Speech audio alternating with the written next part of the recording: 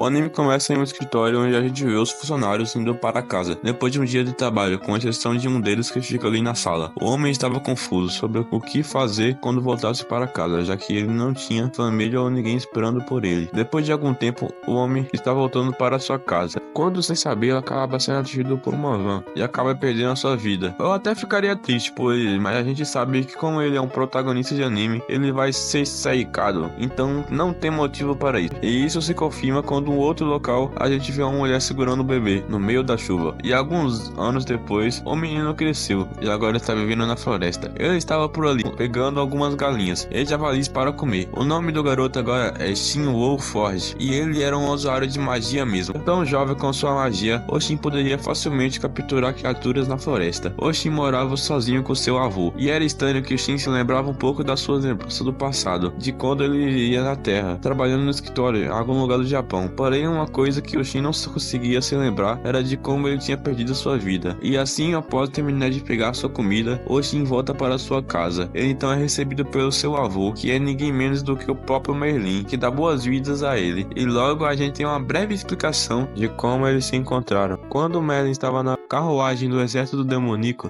ele acabou encontrando Oshin, e quando ele era ainda bebê, e após isso Merlin criou Oshin praticamente sozinho. E na visão do Shin, o Merlin era como se fosse o salvador da sua vida, um verdadeiro herói para ele. E o Merlin também era um especialista que usava magia, ensinou todo o seu conhecimento para Shin. Por isso que mesmo sendo tão jovem, o Shin era tão poderoso e habilidoso, e o Merlin pediu a Shin que ele usasse o elemento fogo para queimar a madeira. E logo a magia que o Shin tinha conjurado se transformou em fogo, e a madeira começou a pegar fogo. O dia de Shin estava ótimo, enquanto ele passava um tempo com Merlin, porém à distância ele viu a chegada de sua avó, Melinda Bowen, e de Michael Collins, e isso logo desanimou Shin. Porém, o Merlin aconselhou ele a não se concentrar apenas na magia.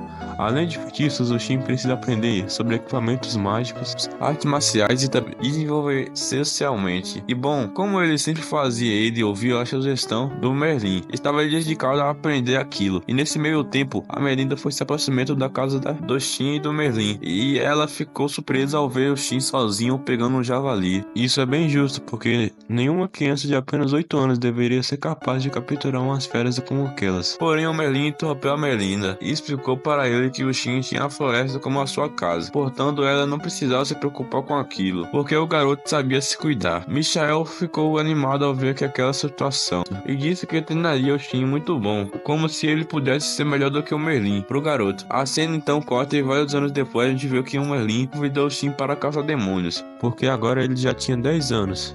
E para Merlin era importante que o seu neto aprendesse sobre os demônios e também como caçá-los.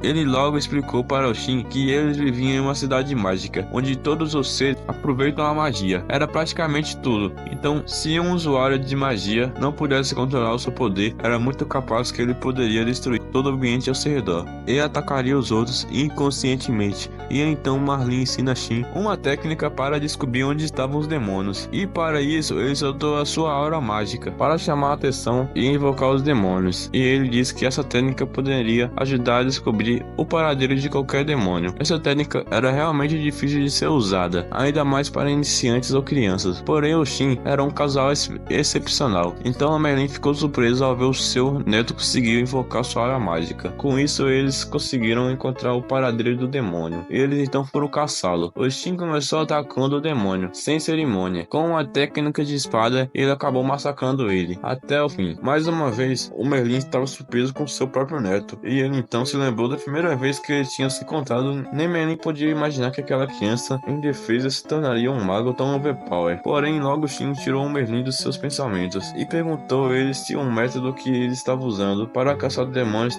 estava correto. E Merlin confirmou que sim. Imediatamente elogiou Shin pela sua resistência na luta. O Shin ficou emocionado e muito animado por ter conseguido vencer a criatura. Depois disso, os dois encerraram o treinamento. Eles estão voltando juntos para casa. Quando ele chega lá, o Merlin conta todo empolgado dos avanços de Shin no treinamento para Melinda. Após ouvir a história Melinda, então pergunta se o Shin realmente era um ser humano comum, porque apesar de ainda ser uma criança, ele já era muito poderoso. E o Merlin respondeu a ele dizendo que ele não se importava com a origem do Shin, porque para ele o garoto era seu neto, era isso quem se importava.